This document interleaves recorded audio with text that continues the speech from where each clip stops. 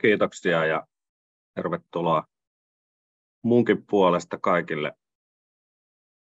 Koitetaan saada tämä esitys. Eli tuliko näkyviin? Ei vielä näy. Vielä enää aika ei. Okay.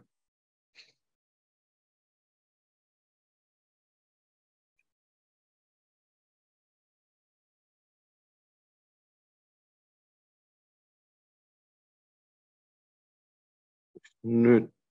sitten. Joo. Okei, hyvä. Tosiaan vähän ajattelin vähän taustuttaa sillä, että minkälainen yritys meillä on kyseessä ennen kuin mennään sitten tuohon varsinaiseen agendaan. Eli Teka Oy kuuluu tähän Indutraden teollisuuskonserniin, jossa on vähän toistakymmentä suomalaista yritystä ja globaalisti 200 yritystä. Tässä on tällainen hajautettu malli, että ollaan ihan itsenäisiä yrityksiä kaikki, mutta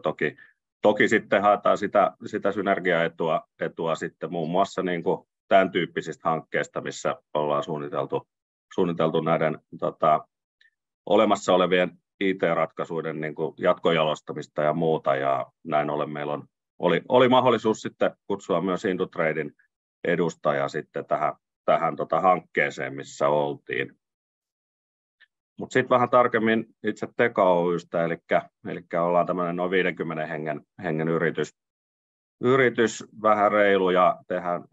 vähän reilu 20 miljoonaa euron liikevaihtoa ja ollaan jakannuttu aika lailla ympäri Suomen kuitenkin niin, että pääpaikka meillä on tässä Tiilitiellä Vantaalla noin puolet henkilöstöstä toimii täällä ja sitten meillä on tuotantoyksikkö tuolla Vaasan kupeessa Mustasaaressa, missä tehdään tiettyjä tuotteita ihan itse ja sitten on tietysti huolto vähän laajemmin sitten yksi tämmöinen kiinteä huoltokeskus löytyy tuosta Jyväskylästä Vantaan lisäksi ja tosiaan on yritys perustettu vuonna 1938 silloin nimellä Voitelun tarvike Tekalemit. Ja siitä sitten matkan varrella vähän nimeä lyhennetty ja saatu vähän napakampi nimi Teka sitten meille ja oltu tällä nimellä toimittu sitten kuitenkin jo melkein 10 vuotta, mitä tässä on itsekin ollut mukana toiminnassa. No, Tekalla on aika laaja tuoterepertuaari, ei mennä siihen tänään sen syvällisemmin, mutta että ihan nopeasti voidaan käydä läpi, eli meillä on tällaisia niin kuin työympäristön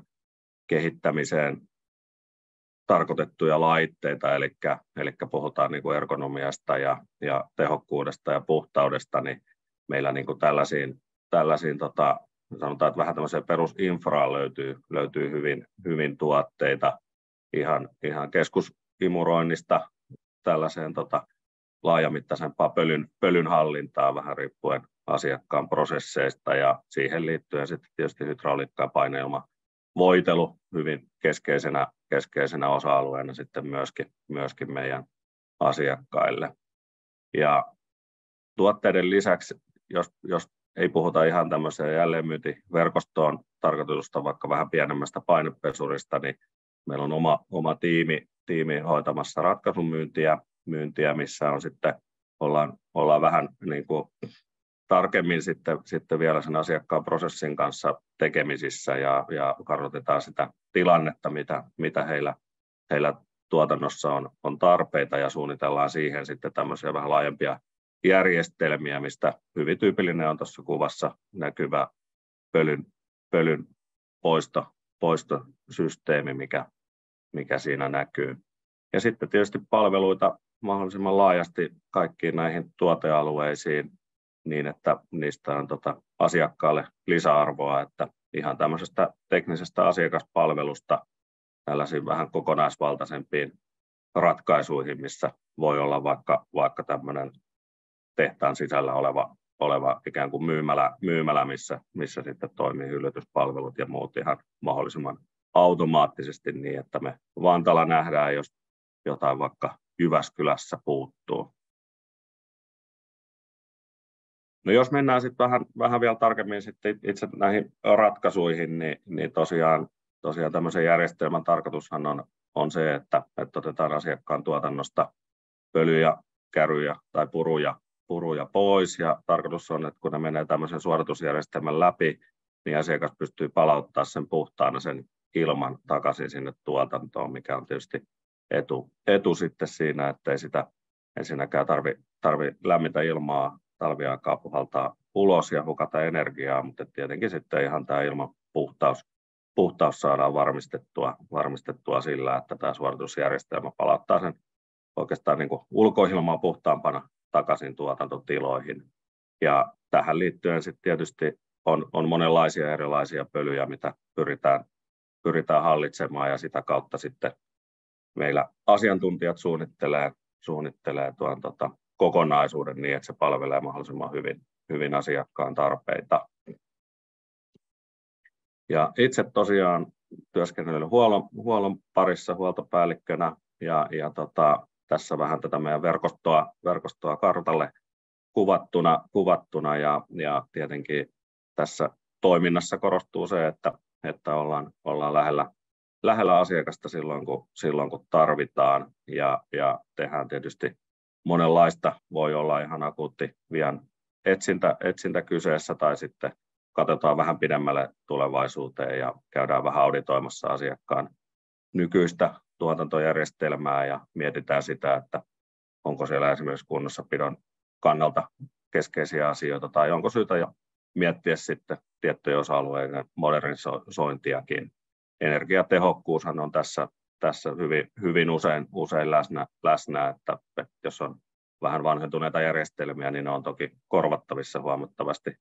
energiaystävällisemmillä ratkaisuilla sitten tänä päivänä. No sitten jos mennään tähän niin kuin itse agendaan, eli saatiin tuossa 2021 kutsu olla mukana puhtaan teollisuuden tekoälykiihdyttämössä, ja tosiaan niin kuin marraskuusta 2021 huhtikuuhun 2022 oli sitten tarkoitus Saku Ruohosen Indutradeilta, joka on sitten IT-osaston kavereita, ja itseni kanssa niin käydä läpi sitä, että minkälaisia tarpeita niin kuin just Tekalla on, ja vähän tuohon poimin noita pääteemoja, mitkä oli niin kuin meidän kannalta erityisen kiinnostavia, eli tämä tekoälyn hyödyntäminen siinä omassa liiketoiminnassa oli varmasti se keskeisin asia, ja sitä kautta sitten tietenkin erilaisia haasteita, mitä datan suhteen on, ja toisaalta myös mahdollisuuksia, ja miten me niitä pystytään huomioimaan tärkeänä osa-alueena, ja tietenkin sitten tämä itse soveltaminen sitten näihin prosesseihin tärkeänä osa-alueena, ja ihan kumppaneiden kartoittaminen, että mistä on mahdollisuus sit saada ratkaisuja, kun niitä ei kuitenkaan niin kuin talon sisällä valmiina ollut. Ja totta kai nämä esimerkit sitten käyttötapauksista oli kiinnostavia, että tähän nähtiin sitä, että mitä muut on tehnyt, referenssiä niin kuin sitä kautta, ja ajatuksia siitä, että miten ne omaan toimintaan voisi soveltua. Mutta sitten oikeastaan tärkeänä asiana nostaa sieltä sitten itselle tärkeitä omia käyttötapauksia, ja kuitenkin myöskin priorisoida sitä, että jos ei nyt ihan kaikkea niin kuin heti voisi saada valmiiksi, niin tiedetään ainakin, että missä järjestyksessä ehkä kannattaisi edetä asioissa. Ja kun tämmöinen löytyi, niin sitten tietenkin tämä proof of concept myöskin että käytiin hyvinkin tarkkaan sitten se läpi, että kestääkö se tämmöisen niin kuin myös vähän kriittisemmänkin tarkastelun, ettei kuitenkaan niin kuin lähdetä tekemään mitään vaan niin kuin tekemisen ilosta, vaan kyllä sillä täytyy olla sitten niin kuin aito tarkoitus ja tavoite sillä asialla. No lähtötilanteesta voisi sanoa sitä, että tämmöinen IoT, eli tämä esineiden internethän on Tekalla lisääntynyt kovaa vauhtia, niin kuin varmasti monissa yrityksissä, eli siellä on alkanut hyvin paljon päämiehet tuomaan älyä enemmän näihin niiden laitteisiin, ja sitä kautta viemään sitä tietoa sitten myöskin tuonne pilvipalveluihin, ja tässä esimerkkinä meidän suoritusjärjestelmästä tuo Nederman Insightin näkymä ja sitten paineilma puolelta kompressorin Aikon näkymä, missä on tämmöiset etävalvontavalmiudet ja alkaa olemaan tänä päivänä sisäänrakennettuna melkein vakiona, kun puhutaan vähänkään isommista laitteista. Ja sen lisäksi vähän pidemmän aikaa jo meillä on ollut tämmöiset NFC-tunnisteet meidän huoltokohteissa tai niissä koneissa, jotka on tulevia huoltokohteita niin, että on päästy siihen meidän huoltojärjestelmän rajapintaan kiinni niin, että asiakas pystyy näkemään myöskin että onko huoltosuunnitteilla tai koska se on viimeksi tehty ja minkälaisia toimenpiteitä on näihin huoltoihin liittynyt. Eli aika paljon tietenkin tätä puolta oli meillä jo niin kuin taustalla, mutta se, mikä sitten oikeastaan oli niin kuin meille kiinnostava, niin oli se, että kun tekoälyä sitten oli aiemmin hyödynnetty sitten esimerkiksi ostossa ja myynnissä tämmöisillä koneluettavilla tilauksilla ja varaston hallinnalla ja optimoinnilla, niin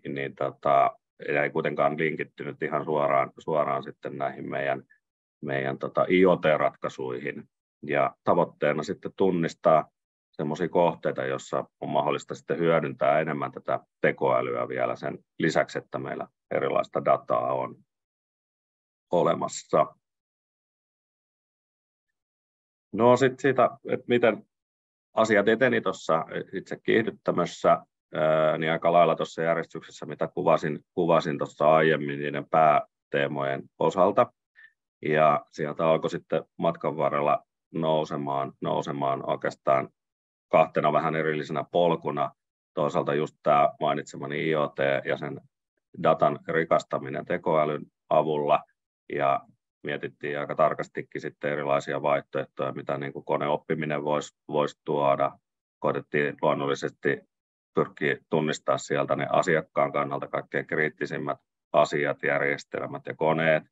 joilla on ehkä eniten mielenkiintoa sitten lähteä niin kuin syventää sitä sen laitteen sielun elämää ja toisaalta myös sitten heidän niin kuin tuotannon kannalta kriittisemmät tuotteet oli niitä, mitkä oli meidän kannalta kiinnostavimpia, koska siellä se asiakkaan vaatimustasokin on sitten kaikkein kovin. Ja sitten sitä kautta lähdettiin arvioimaan sitten erilaisten investointien niin kuin kannattavuutta, että mitä ehkä olisi niin kuin järkevä tehdä. Ja sitten oikeastaan ihan toisena osa-alueena sitten niin kuin enemmän tämmöinen prosessinäkökulma, eli niin kuin tuossa aiemmin todettiin, niin tietyissä prosesseissa oli ihan hyviä kokemuksia siitä, että prosesseja pystyy kehittämään vaikka meidän asiakaspalvelussa niin, että kone lukee tilauksia sisään ja niitä ei tarvitse ihmisen käsitellä, niin vähän samalla tavalla sitten mietittiin sitä, että mitä kaikkea meidän myyntikentässä ja toisaalta huoltokentässä sitten ihmisillä kuuluu siihen toimenkuvaan ja mihin sitä aikaa kuluu. Ja sitten lähdettiin niin kuin arvioimaan sitä, että miten tekoäly voisi kenties auttaa ihmisiä niin kuin päätöksenteossa. Ja sitten aika keskeisenä asiana ymmärrettiin se, että meillä on johtuen näistä prosesseista niin hyvinkin paljon sitten tulee matkustelua. Ja tätä kautta sitten, kun asioita arvioitiin, niin aika selkeästi huomattiin niin kuin priorisointimielessä, että meidän kannattaa ehdottomasti niin kuin keskittyä enemmän tähän prosessien kehittämiseen ihan johtuen siitä, että tämä IoT-puoli oikeastaan on jo itsessään aika hyvä meidän kannalta ja ihan niin kuin toimiva siinä mielessä, että siellä on niin kuin asiakasta jo helpotettu saamaan hyvin paljon hälytyksiä ja helpotettu yhteydenottoa meihin tarvittaessa, toisaalta pystytty etänä valvomaan asioita jo jonkin aikaa, niin nähtiin, että siellä ei niin kuin sillä tavalla tarvi niin paljon asioita tehdä just nyt, että tämä nykyinenkin malli on oikein toimiva, varsinkin kun tämä järjestelmätasolla yleistyy vähän niin kuin itsekseen meidän päämiesten tehdessä sen oikeastaan suurimman työn, eli rakentamalla näitä etävalvontavalmiuksia näihin koneisiin ja laitteisiin. Joten näin ollen lähdettiin sitten vähän miettimään sitten tarkemmin näitä meidän avainprosesseja ja ennen kaikkea tuossa asiakasrajapinnassa, mitkä on meidän niin kuin toiminnan kannalta kaikkein keskeisimpiä, eli sieltä nousi kenttämyynti, meidän tuoteryhmäpäälliköt ja muut asiantuntijat, jotka oikeastaan joutuu käymään hyvin paljon asiakkaissa eri syistä. On se sitten projektiasiakas, jossa suunnitellaan tietyn projektin toteuttamista tai sitten jotain palvelumyyntiä, mikä edellyttää sitä, että sitä tilannetta kartoitetaan asiakkaan ja sitten tietenkin ihan huolto-organisaation tekemät käynnit, niitä on suuri määrä niitä käyntejä ja välimatkat on Suomessa tunnetusti aika pitkiä ja siinä on tietysti rajalliset mahdollisuudet ollut sit siihen, että kuinka paljon pystytään sitten sitä järkevästi tekemään. Esimerkkinä nyt vaikka sopimushuollot, mikä on yksi työkalu siihen, että pystytään paremmin ennakoimaan niitä huoltoja ja miettiä sitten niitä reittejä vähän paremmin. Ja tästä kun lähdettiin sitten analysoimaan sitä tilannetta, niin todettiin, että tietysti just nämä asiakas- ja huoltokäynnit silloin, kun tulee paljon sitä ajamista kohteesta toiseen, niin se ajan käyttö tietysti on hirveän tehokasta ja toisaalta kun yritys on sitoutunut sitten CO2-päästöjen alentamiseen omassa vastuullisuussuunnitelmassa ja toisaalta sitten aktiivisuutta on lisätty asiakasrajapinnassa, niin ne on tietyllä tavalla ristiriidassa keskenään, jos asiat tehdään ihan samalla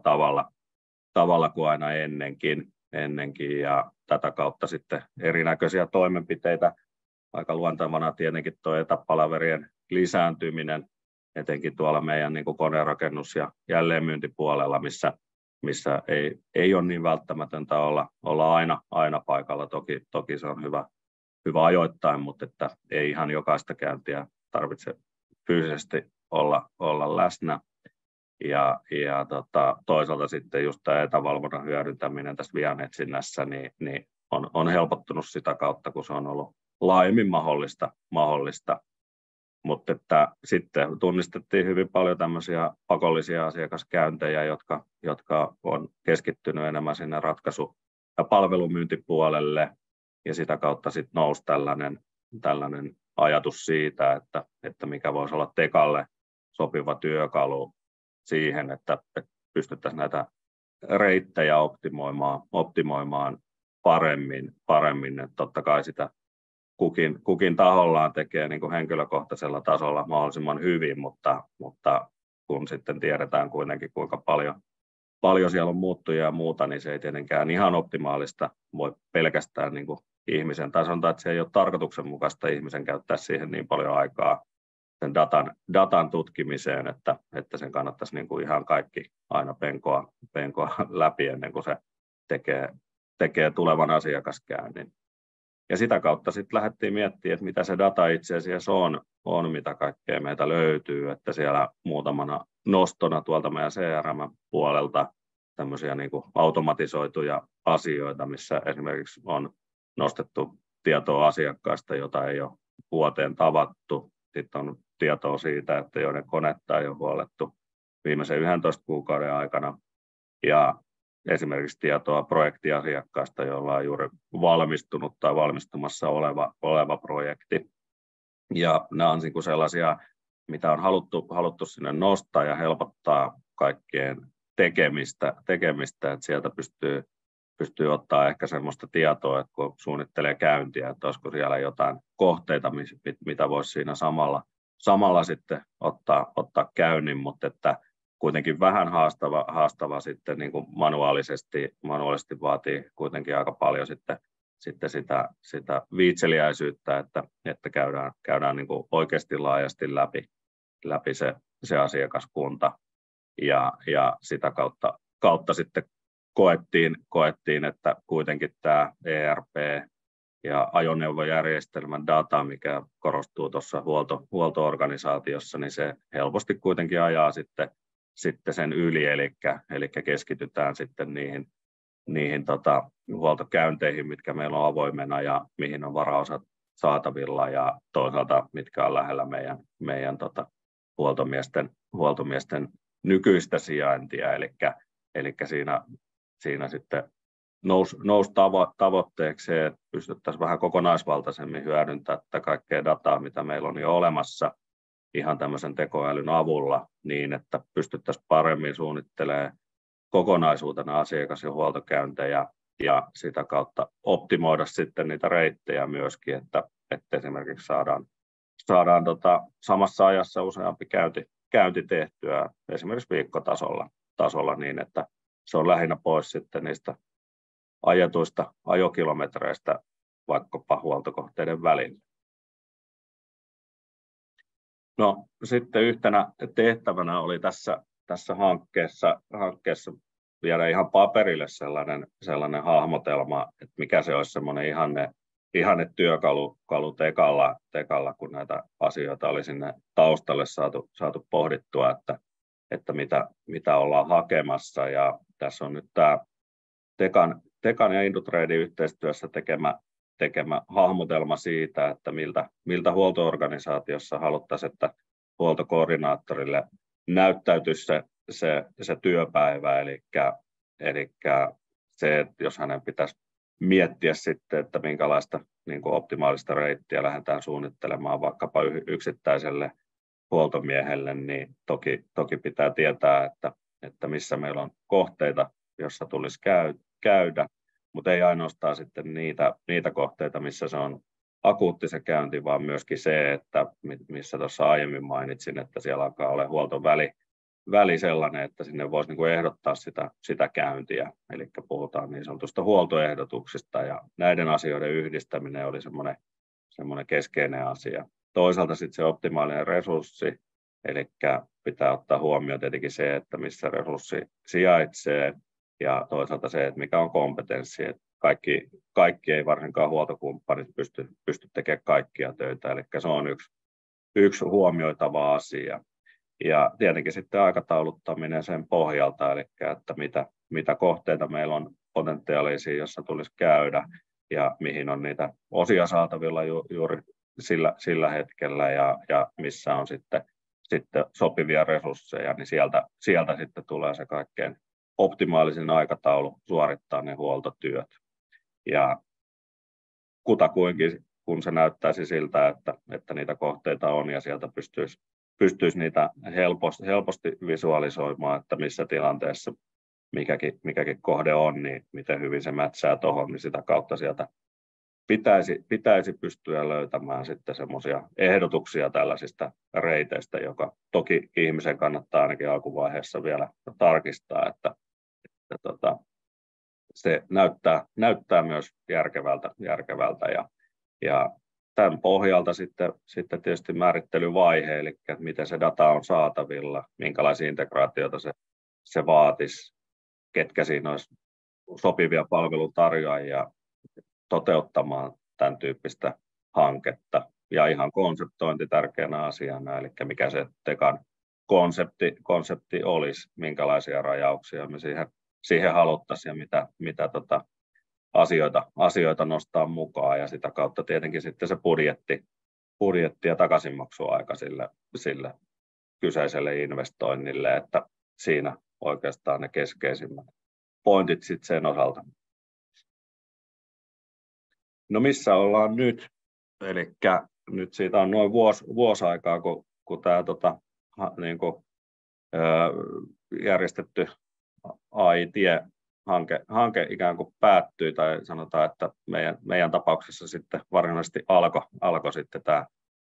tämä, mitä oli pohdittu, ja nyt ollaan noin vuodessa päästy siihen tilanteeseen, että Indutrade on konsernitasolla uusimassa ERP-järjestelmää nyt heti ensi vuoden alusta lähtien, ja meitä on siinä useampi yritys sitten Tekan lisäksikin niin mukana siinä, ja aikataulutus on niin, että jossain kohtaa ensi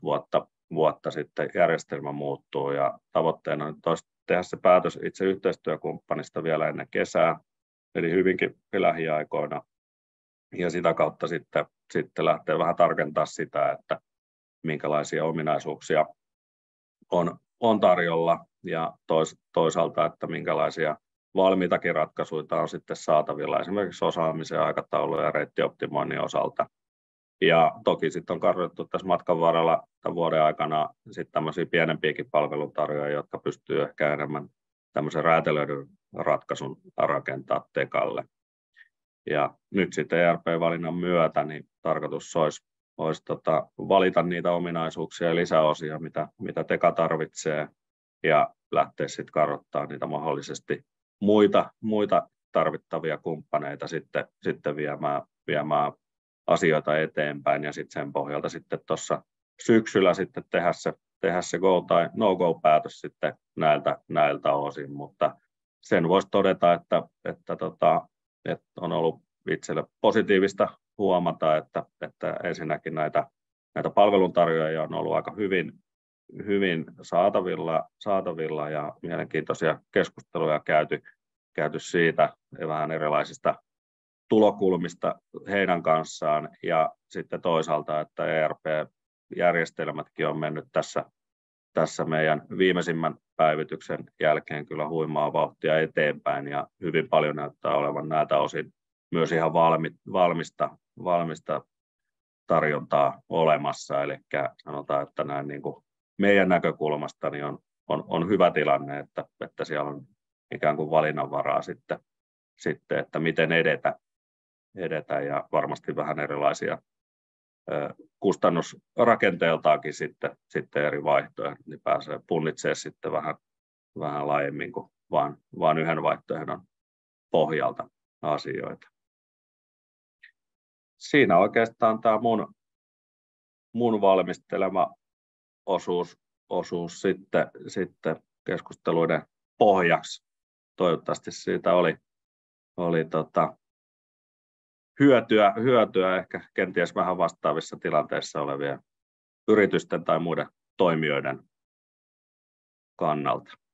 Kiitoksia. Kiitoksia, Jukka. Voitaisiin sitten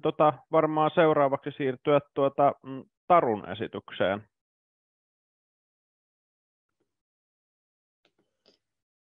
Joo, kiitos. Mä jaan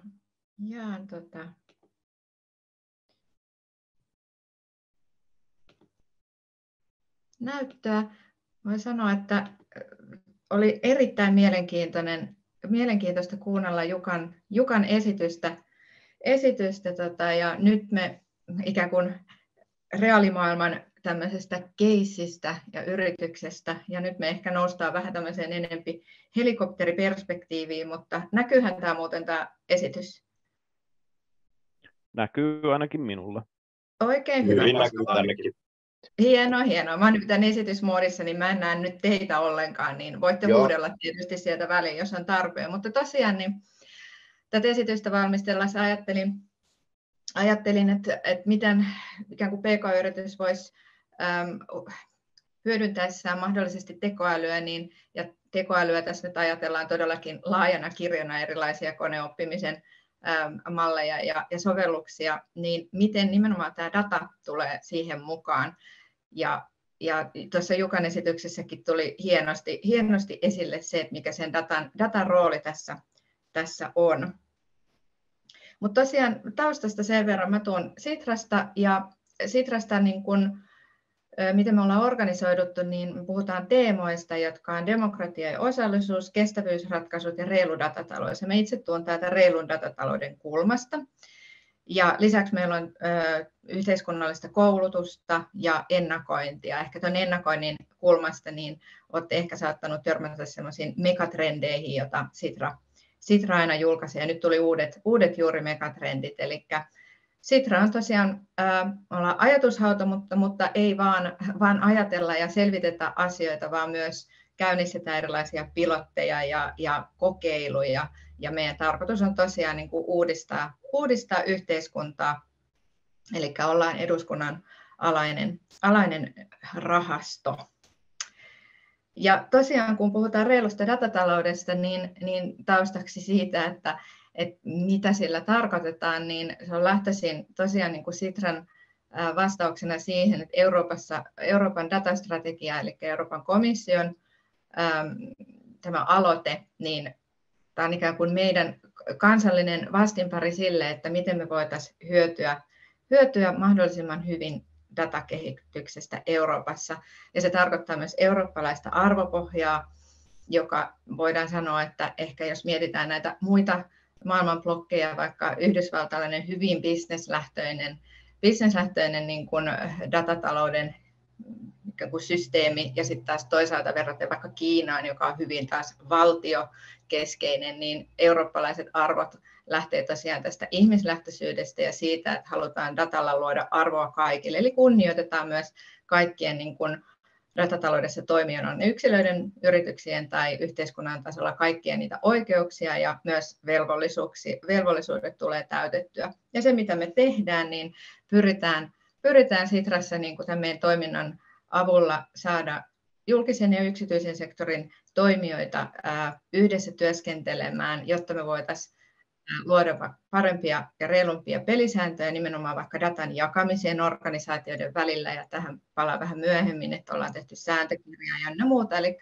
ihan konkreettisia työkaluja, jotka toivon mukaan auttaa yrityksiä siinä datan hyödyntämisessä ja jakamisessa ja yksilön oikeuksien huomioinnissa. Mutta tämä ikään kuin taustaksi. Ja datasta sen verran, että ylipäätään se merkitys on aika ehkä tarvitse sitä tälle joukolle perustella, mutta tosiaan datamarkkinoiden kasvu on ollut aikamoista ja tulee olemaan, tai niin kuin kasvuennusteet ovat aikamoisia, ja Suomessa kasvu on ollut EU-tasolle verrattuna aika hyvää ja ehkä keskimäärin ripeämpää viime vuosina, mutta se, mikä meillä on itse asiassa haasteena, on jotkut tutkimukset näyttää, että me ei osata ehkä kaupallistaa dataa, eli ehkä juuri semmoinen niin kuin tuotteistaminen ja sen oikea hyödyntäminen liiketoiminnassa, josta niin kuin tarvitsisi niin kuin lisävauhtia. Ja sitten me ollaan kyselty myös sitä, että mitkä ehkä estää tai niin kuin hankaloittaa sitä nimenomaan niin kuin yritysten toimintaa ja datataloudessa niin kuin toimimista, niin sääntely on yksi semmoinen niin kuin koko ajan esille tuleva voisi sanoa haaste. Ja sitäpä varten mä haluaisin nyt tähän tuoda esille, että esimerkkinä vaikka näistä työkaluista, niin me ollaan nyt rakentamassa, kun EU-tason dataan liittyvää sääntelyä tulee varsin paljon, niin itseopiskelumateriaaleja on tulossa nyt ensimmäinen satsi liittyen datamarkkinoiden ja digitaalisten palvelujen liittyvään uusiin sääntelyihin, ja sitten toisessa aallossa syksymällä tulee tämmöiseen datan hallintaan ja datasäädökseen liittyvää niin kuin materiaalia, jotta yritykset ja organisaatiot voisivat ymmärtää, että mistä näissä sääntelyissä on kyse. Ja vaikka tuli tuo datasäädös mieleen siinä kohtaa, kun Jukka mainitsi nuo IoT-laitteet, niin datasäädöksen yksi kulma on nimenomaan luoda pelisääntöjä siitä, että miten näihin erilaisten laitteiden keräämään dataan tulee parempi niin kuin pääsy siihen dataan niille kaikille, jotka siihen niin kuin sen datan tuottamiseen kiinnittyy. Eli näillä on oikeasti todellakin relevantteja käytännön merkityksiä, ja toivotaan, että nämä itseopiskelumateriaalit niin kuin auttaisi siinä hahmottamaan ainakin sellaisella karkealla tasolla, että miten tämä sääntely tulee vaikuttamaan. Ja tosiaan yksi näistä sääntelypaketeista on myös tekoälyasetus, ja ehkä siitä nyt sen verran on hyvä tietää, että siellä se korostaa nimenomaan ikään kuin tekoälyn niin kuin järjestelmien ja niiden sovelluksien toki turvallisuutta, ja ylipäätään, niin kuin, että ne oikeudet, eri tahojen oikeudet siinä niin kuin varmistetaan, sekä myös tämmöistä puhutaan, että se on hyvin niin kuin riskilähtöinen, eli se, kun tekoälyä sovelletaan, niin, ja myös ylipäätään dataa, niin yritysten pitäisi tehdä vaikutusarviointia ja riskianalyysiä, eli ylipäätään, jos otat erilaisia tekoälyjärjestelmiä tai ohjelmistoja ja sovelluksia käyttöön, niin ainakin itse näkisin, että jo kannattaa siinä vaiheessa hahmottaa niin kuin niitä mahdollisia riskejä, joita siihen käyttöön liittyy. Ja samoin niin kuin hahmottaa sitä, että miten sitä käyttöä tekoälyn niin kuin algoritmien läpinäkyvyyttä ynnä muuta voitaisiin niin kuin tuoda esille paremmin niin kuin vaikkapa asiakkaille. Ja tämähän tietysti ajatellen, että tämä nyt ei ole vain niin kuin lain mukainen vaatimus, vaan voidaan ajatella, että se on sitä työtä, millä te luotte ikään kuin myös asiakkaisiin sitä luottamusta, eli kerrotaan avoimesti siitä, että miten vaikka dataa, nimenomaan jos on henkilötietoa tai asiakastietoa, niin miten sitä käytetään ja miten sitä kerätään ja miten näillä erilaisilla teknologisilla työkaluilla käsitellään. Että se on se perusajatus ja tietysti hahmottaa, että minkälaisia turvallisuuskysymyksiä ja mahdollisia riskejä näihin liittyy, niin teknisiä kuin sitten näitä oikeudellisia vaikka yksityisyyteen liittyen. Mutta tässä on yksi esimerkki, miten Kyberturvallisuuskeskus hahmottaa tämän asian. Ja tosiaan niin kuin tätä kautta niin tarve erilaisille niin kuin tekoälyn ja datan hallinta- ja arviointimalleille on ilmeinen. Ja nostin tähän nyt yhden tämmöisen hankkeen, joka asiaa kehittää, ja itselleen voi ajatella, että tämä kuulostaa aika raskalta ja monitahoiselta ja monitasoiselta asialta, mutta ehkä nämä on sellaisia niin kuin ajatuksen avuksi viitekehyksiä, kun lähdetään niin kuin toteuttamaan erilaisia koneoppimisen tai datan niin kuin teknologisen hyödyntämiseen liittyviä projekteja, että hahmotetaan niitä ikään kuin niitä reunaehtoja ja ikään kuin niitä toiminnan ja arvioinnin tasoja, eli lähinnä vähän niin kuin inspiraatioksi ja herättelyksi. Mutta tosiaan puhun nyt enempikin datasta, ja voit tietysti kysyä, että no miten data ja tekoäly liittyvät toisiinsa, ja se ilmeinen on, että tekoäly vaatii dataa, ja vaikka nyt puhutaan näistä datan eri muodoista, että data tämmöisen digitaalisena tietoina tai faktoina, ja sitten massadata, että näitä aineistoja tai sitä datamassaa on valtavia määriä, se on hyvin eri lajista, erityyppistä, se on niin kuin hyvinkin rikasta, just jos ajattelee, että mitä nämä sensorit tai IoT-laitteet kerää, tai sitten mitä vaikka asiakasrekistereissä niin kuin syötetyt datat, tai sitten vaikka internetistä imuroidut erilaisissa digitaalisissa palveluissa oleva data on, niin sitä on niin kuin paljon, se on hyvin erimuotoista, ja se tietysti asettaa sitten myös niiden käytölle, vaikkapa sitten tekoälyn avulla, niin erilaisia niin kuin mietinnän kohteita. Ja se on ollut myös tämä synteettinen data. Nyt on puhuttu myös siitä, että sitä dataa nyt todellakin näistä lähteistä kun kerätään, mutta myös teknologisesti voidaan ikään kuin kehittää dataa datasta ja mallien avulla, mutta se ei poista sitä niin kuin lähtökohtaa, että siellä taustalla kuitenkin on jotain luotua dataa ja sen ikään kuin laadusta, on se sitten oikeellisuutta ja eheyttä tai edustavuutta, jos se vaikka koskettelee erilaisia vaikka asiakasryhmiä, että siellä tulee edustettuna mahdollisimman laajasti erityyppiset niin kuin ne kohteet, ylipäätään sitten niin kun mallinnetaan ja tehdään analyysejä, niin niin kun katsotaan niitä, että sieltä ei tule eksaktia yhtä lukua, vaan että puhutaan just niin kun todennäköisyyksistä ja luottamusvälistä, joka vaatii sitten taas sitä ihmisen arviointia, että onko tämä niin kun järkevä tulos, mitä sieltä saadaan irti. Mutta todellakin tämän pointti on tuoda niin kun esille sitä, että se, mitä vaikka tekoälyn tai teknologisiin näihin työkaluihin syötetään sitä dataa, niin se tulos on juuri niin hyvä kuin se sinne syötetty lähdedata on. Ja tosiaan niin kun, nyt jos vaikka katsoo, että minkä tyyppisiä tekoälysovelluksia nyt on niin kun yleisessä käytössä, sanotaan, niin kun, jotka analysoi ja mässää tekstiä tai kuvamateriaalia ja nyt myös ääntä,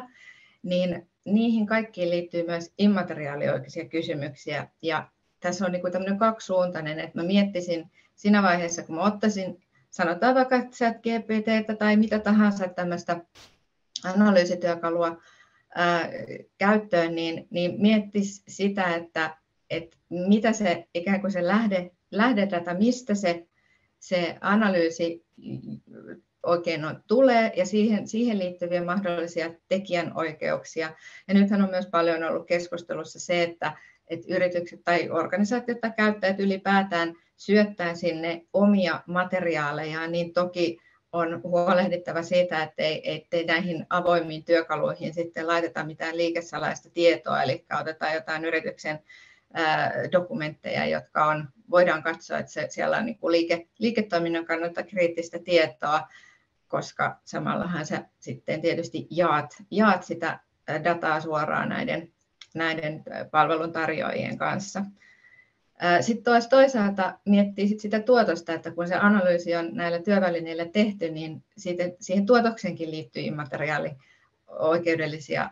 asioita pohdittavaksi. Eli jos siitä syntyy jonkinlainen teos, ja nyt kuulemme vaikka, niin kun ainakin itse lukee lehdistöstä, kuinka kirjankustantajat saavat nyt fantasiakirjaa niin kun tämmöisiä ehdotuksia luonnoksia, jotka on tehty tekoälyn avulla, tai ylipäätään, jos muodostetaan siitä jotain uusia niin kuin, teoksia, on ne sitten tekstiä tai kuvaa tai ääntäkin, niin pitää pohtia, että kenellä niihin on ikään kuin oikeudet. Ja toki tietysti, jos siitä synnytetään vielä uutta niin kuin tietoaineistoa, niin lähinnä pohdittavaksi, että näitä kysymyksiäkin kannattaa siinä vaiheessa, kun lähtee soveltamaan erilaisia tekoälytyökaluja, niin tulee ottaa huomioon. Sitten mä haluaisin tähän tuoda myös sitä, että miten puhuttiin tuosta, että tarvitaan niitä hallinta- ja arviointimenetelmiä, niin tässä on nyt muutama esimerkki siitä, miten jotkut Helsingin kaupunki ja Elisa on lähestynyt, että he on luoneet ensinnäkin tämmöiset niin kuin data- ja tekoälyn eettiset periaatteet, eli lähtee hahmottamaan sitä, että mitkä on ne reunaehdot, millä esimerkiksi dataa hyödynnetään tai koneoppimista. Ja nämä on tietysti isoja organisaatioita, mutta antaa ehkä inspiraatiota siitä, että minkälaiset ikään kuin lähtöolettamat voisi olla hyvä käydä läpi ennen kuin erilaisia teknologioita sovelletaan. Ja sitten toinen, minkä ehkä haluaisin niin kun just semmoisena niin kun hahmotuksena tuoda esille, niin tämä käyttötarkoitus tietysti, että mihin sitä teknologiaa käytetään ja sitä dataa ikään kuin jatkokäytetään, niin sillä käyttötarkoituksella on iso merkitys siihen. Ja tämä käyttötarkoituksen myös tulee hyvin keskeisesti esille siinä kohtaa, jos puhutaan henkilötiedoista, ja tämä tulee jo ihan niin kuin yleisestä tietosuoja-asetuksesta, että ne käyttötarkoitukset pitää olla aina määritelty. Ja mä toin tähän niin kuin vähän pohdinnaksi niin kuin 2 esimerkkiä. Nämä on niin kuin eettiset kysymykset, ja eettisyys on omalla tavallaan, sehän on meidän inhimillistä niin kuin moraalikäsitystä, että käyttötarkoituksena se, että HUS on tehnyt algoritmin, joka pystyy todellakin aivoverenvuotoa tunnistamaan niin kuin todella tehokkaasti, ja he on nyt avannut myös sen algoritmin, jotta tutkijat voi sitä edelleen parantaa ja kehittää. Ja sitten toinen esimerkki on tämmöinen sosiaalisen pisteytyksen järjestelmä Kiinassa, joka tosiaan valtio sitten pystyy arvioimaan niin kuin kansalaistensa ikään kuin datan käytön ja ostosten mukaan sitä, että kuinka hyviä kansalaisia he on. Voi jokainen niin kuin ehkä miettiä, että minkälaisia eettisiä kysymyksiä tähän liittyy. Ja tosiaan niin kuin viitaten tähän tekoälyn käytön läpinäkyvyyteen, niin on hienoja myös esimerkkejä siitä, että kun näitä käytetään, tämä tulee tietysti, ehkä mietin nyt niin kuin Jukan mainitsemaa, tai Jukan maailmaa niin kuin siellä bisnespuolella, mutta nimenomaan täällä kuluttajapuolella, niin kun kyse on niin kuin tai kuluttajadatasta tai kansalaisten tiedosta, niin se, että tehdään läpinäkyväksi sitä, että miten ne algoritmit toimii, miten niitä erilaisia vaikka suositteluja tehdään sen avulla, niin halusin nostaa tähän muutamia esimerkkejä, että Helsingin kaupungilla on tämmöinen tekoälyrekisteri, jossa he kertovat avoimesti sitä, että miten he käyttävät tekoälyä, ja se perustuu myös, tai niin kuin Saidot on yritys, joka kehittelee näitä malleja ja näitä niin kuin rekisterityyppisiä ratkaisuja siihen, että organisaatiot voisivat paremmin niin kuin kertoa siitä, että miten ne hyödyntää ja käyttää tekoälyä. Ja sitten nostin myös Volt-esimerkin, että he ovat tehneet, voisi sanoa ihan ensimmäisten yritysten joukossa tämmöisen niin kuin raportin siitä, että he pyrkivät kertomaan sen, että miten heidän niin kuin, ne palvelujärjestelmät taustalla niin kuin partnereihin kuin asiakkaisiin, niin miten nämä erilaiset heidän palvelusysteeminsä, joissa käytetään algoritmeja, niin miten ne käyttäytyy. Ja tosiaan niin sit voidaan niin myös kysyä sitä, että onko tämä riittävää, tämä algoritmien läpinäkyvyys. Oli mielenkiintoista tässä olikohan se viime viikolla, niin kun käytiin keskustelua niin kun mediassa siitä, että kun nyt nämä tietyt alustat, toimijat ovat ikään kuin avanneet algoritmeja avoimuuden nimessä, niin oli todella hienosti mun mielestä Helsingin yliopiston tutkija tuli esille siinä, että itse asiassa se algoritmien avoimuus ei vielä itse asiassa tee sitä läpinäkyvyyttä ikään kuin ainakaan täydelliseksi. Ja hän nimenomaan just korosti myös sitä dataa ja rajapintoa, eli pitää myös ymmärtää, että mitä sinne algoritmeihin syötetään ja minkälaisia teknologioita käytetään ja otin tähän, mun mielestä Dama Finlandilla on hyvä niin kuin malli tähän ajatteluun, että todellakin niin kuin se koostuu ikään kuin algoritmeista, eli niistä malleista, joilla sitä dataa vaikka analysoidaan, ja sitten tietysti niistä ohjelmistoista, joiden avulla näitä pyöritetään, mutta sitten kaiken tämän ympärillä on vielä liiketoiminta, eli se voidaan tulla sitten just myös tänne käyttötarkoituksen puolella, eli kaikkia tätä pitäisi pystyä ikään kuin jollain tasolla kertomaan, tai vastuullinen yritys kertomaan, että miten nämä asiat niin kuin näkyvät niin kuin asiakkaille ja muille kumppaneille. Tämä tuli mun mielestä todella hienosti tietysti ja luontevasti tuossa Jukan esityksessä siitä, että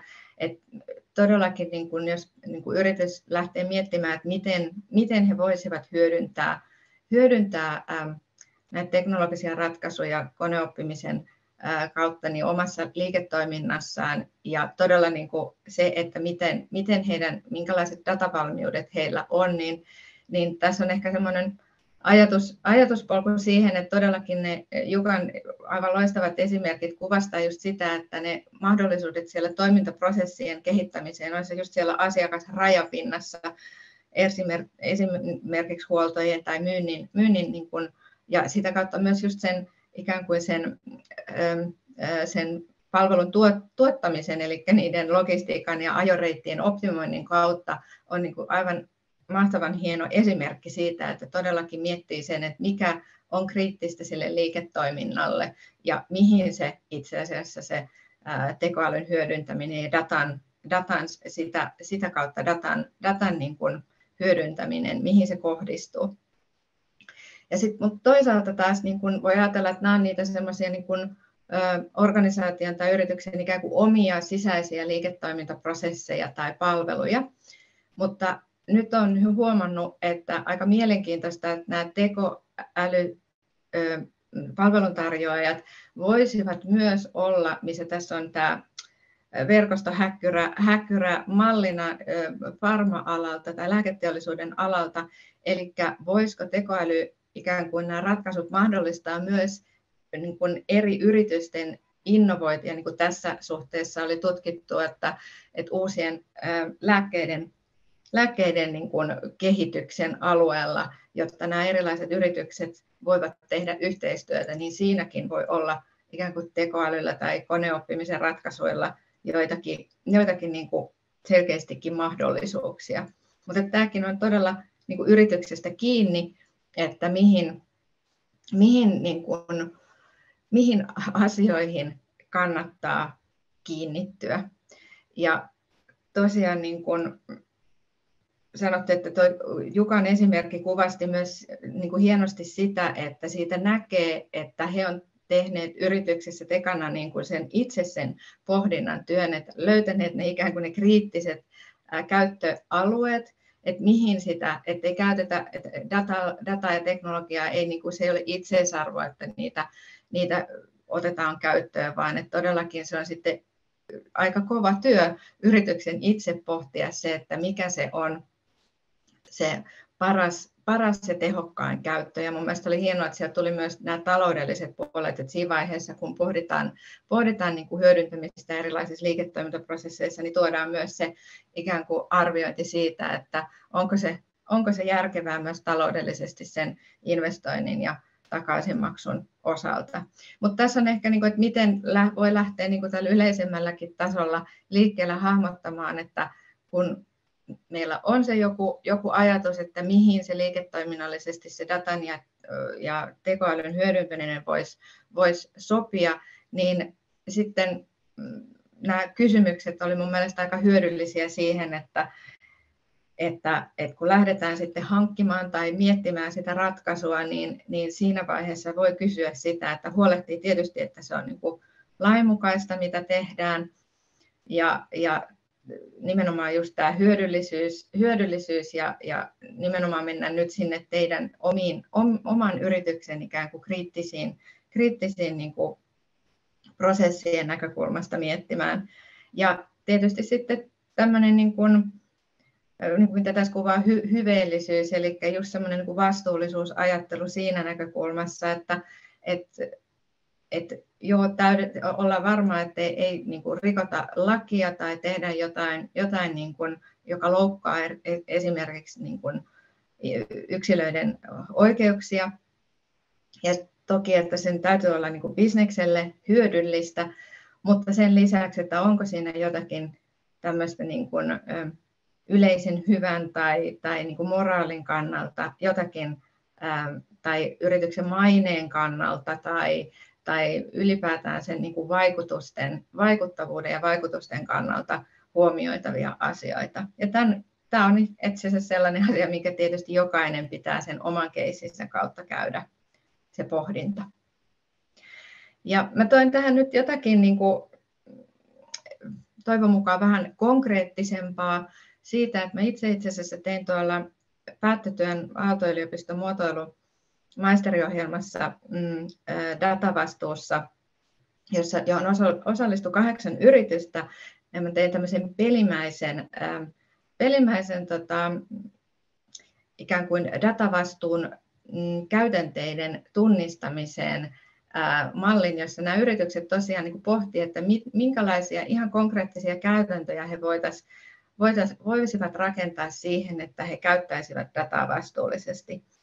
Ja sieltä tuli esimerkkinä nimenomaan just nämä, että yritykset voi luoda dataperiaatteita ja hallintamalleja, jotka antaa sen kaiken raamin sille datan ja teknologioiden hyödyntämiselle. Eli kun tehdään niitä kehittämispäätöksiä tai ohjelmia, niin sitten on ne tietyt periaatteet, joita vastaan sitten niitä niin kuin valintoja voidaan tehdä. Sitten jos mietitään ihan siellä niiden sanotaan palvelujen kehityksen tasolla, niin siellä tietysti erilaiset luvitukset ja just näiden käyttötarkoitusten hahmottaminen, eli miten sitä dataa ja tekoälyä käytetään niissä palveluissa ja miten se luvitus, että varsinkin jos siihen liittyy tosiaan niin kuin asiakkuudet, että asiakkaat kanssa ymmärtää, että miten se niin kuin homma ikään kuin toimii ja heiltä on myös lupa, jos käytetään vaikka henkilötietoja.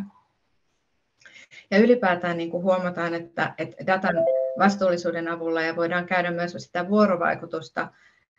asiakkaiden kanssa ja kysyy. Itse asiassa oli mielenkiintoinen yksi yritys, joka kertoo, että he haastattelee omia asiakkaitaan, että minkälaisia ehkä huolenaiheita tai miten he haluaisivat, että sitä heistä kerättyä dataa tai miten palveluissa dataa voitaisiin paremmin hyödyntää. Ja tämä yritys sanoi, että itse asiassa asiakkailta tuli todellakin niin kuin sellaisia ennakkoluulottomia ajatuksia siitä, että kyllähän he haluaa parempaa niin kuin personoitunumpaa palvelua, joka tarkoittaa sitä datan hyödyntämistä, mutta nimenomaan, että he ovat siinä niin kuin ikään kuin mukana siinä kehittämisessä, niin se on niin kuin erittäin tärkeää. Ja toki sitten, jos mennään tänne ikään kuin viestinnän puolelle, niin nyt tulee myös niin kuin raportointivaatimuksia ja ajattelen niin kuin viestinnän ja läpinäkyvyyden osalta, niin sanotaan tietotilinpäätökset on yksi esimerkki, jossa varsinkin niin kuin isommat yritykset ovat näyttäneet jo ikään kuin sitä mallia, että he haluavat niin kuin kertoa ja viestiä siitä, että miten dataa ja teknologioita käytetään ja ikään kuin sitä kautta myös tietysti rakentaa sitä luottamusta sidosryhmiä ja sitä läpinäkyvyyttä niin kuin sidosryhmiin. Ja ylipäätään, että organisaatio ottaa tämän asian ikään kuin sanotaanko johdon agendalle, eli kyllähän, että saadaan tämmöisiä isoja muutoksia aikaan, niin täytyy tarkoittaa sitä, että johto on siihen sitoutunut, eli ei ole kyse pelkästään IT-asioista, vaan ymmärretään, että miten nämä asiat, datan hyödyntäminen ja teknologia liittyy nimenomaan siihen liiketoiminnan kehittämiseen ja sen uudistamiseen. Ja tässä onkin muutama ehkä tärppi siitä, että miten voisi lähteä tässä datavastuullisessa nimenomaan liikenteessä, eli hahmottaa niitä dataan liittyviä prosesseja, niitä ihan konkreettisia käytänteitä, miten te vaikka luvitatte palveluissa sitä datan keruuta tai ylipäätään niin kuin hahmottaa, että niin kuin Jukkakin tuossa tuli mun mielestä sivulauseessa aina esille, että se toi esille sitä, että mitä dataa itse asiassa CRM on syönyt, eli tehdään tämmöistä data-inventaariota, että ymmärretään sitä omaa dataa. Ja ylipäätään sitten tämmöinen, että tämä ei ole nimenomaan yhden IT-osaston asia, vaan todellakin tuodaan eri toiminnot yhteen, joka sitten määrittyy sen liiketoimintatarpeen ikään kuin sen toiminnan, että ei ole kyse yksittäisestä toiminnosta. Ja tosiaan viittasin tähän, että asiakkaat ja kumppanit kannattaa ottaa tähän mukaan. Esimerkiksi erilaisia tarvekartoituksia tai kun tehdään jotain palvelua, niin testataan sitä, kokeillaan sitä ja kysytään asiakkaalta, että miltä tämä vaikuttaa. Tässä ehkä katson kelloa, niin halusin pari minuuttia vain jättää tähän loppuun palatakseni nyt tähän Sitran toimintaan ja siihen, että me tuon tosiaan tätä datatalouden tiekartta-projektista ja me halusimme viime viikolla julkistettiin itse asiassa ensimmäinen versio tästä datatalouden tiekartasta, jota on yhteistyössä. Meitä on ollut yli 700 osallistujaa tässä vuoden verran prosessissa mukana ja kutsun teidätkin, jos tämä aihe kiinnostaa, niin tulemaan mukaan. Eli tästä työ jatkuu.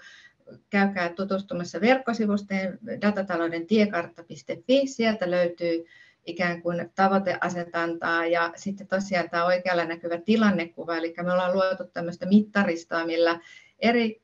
datatalouden kehityksestä kiinnostuneet tahot voisivat löytää niin kuin tietopohjaa, niin kuin tietopankki siitä, että mitä datataloudessa tapahtuu. Ja siellä on myös hyvin sellaista laadullista, että minkälaisia kehitysohjelmia, eli vaikka tämä datakiihdyttämö, jota nyt teknologiateollisuuskin miettii, että sitä pitäisi niin kuin sitä ohjelmaa kehittää, niin tämän tyyppistä ikään kuin tietoa siitä, että mitä datataloudessa ja sen kehittämisessä meillä Suomessa tapahtuu ja miten meidän kehitys suhteutuu sitten vaikka eurooppalaiseen kehitykseen. Ja nostaisin sieltä erityisesti, siellä on osio kuin tämmöinen työkalut, eli sinne me ollaan tosiaan koottu erilaisia datan hyödyntämistä helpottavia, toivon mukaan ja niin kuin, siinä liikkeelle pääsyyn helpottavia työkaluja, erilaisia mallisopimuspohjia vaikka datan jakamiseen ja vinkkejä erilaisista kokeiluympäristöistä, mutta kehottaisin, että käykää sinne siellä tutustumassa. Ja tähän lopuksi vielä nostan, että Sitran verkkosivulta, jos tekee vaikka haun tekoäly, millä me nämä nostot nyt tein, niin meiltä löytyy tietysti paljon taustamateriaalia ja selvityksiä vaikka siitä, että miten tekoälyä niin kuin voitaisiin hyödyntää paremmin julkisella sektorilla tai terveysalalla ynnä muuta. Sitten myös tämmöistä niin kuin vähän lainsäädännöllistä hahmotusta, että minkälaisia niin kuin haasteita meillä voisi olla, mitä me voitaisiin ratkoa, jotta ainakaan sääntely ei olisi sitten esteenä sille, että voitaisiin fiksulla tavalla hyödyntää uusia teknologioita ja dataa. Mutta tähän lopetellen, niin todellakin, että jos on kysymyksiä ja kommentteja, mä otan erittäin mielelläni vastaan. Ja tosiaan, jos meillä tässä ei ole aikaa menette omiin kehitystehtäviin, niin voitte aina olla minuun yhteydessä myös jälkikäteen, niin voidaan jatkaa keskustelua. Kiitos. Kiitoksia paljon, Taru. Se oli varsin kattava esitys ja me aletaan tosiaan seuraavaksi jakaantumaan pienryhmiin, jossa tehdään kehitystehtävää. Mä laitan teille ihan näillä näppäimillä linkin tonne chattiin, mistä sitten pääsette osallistumaan.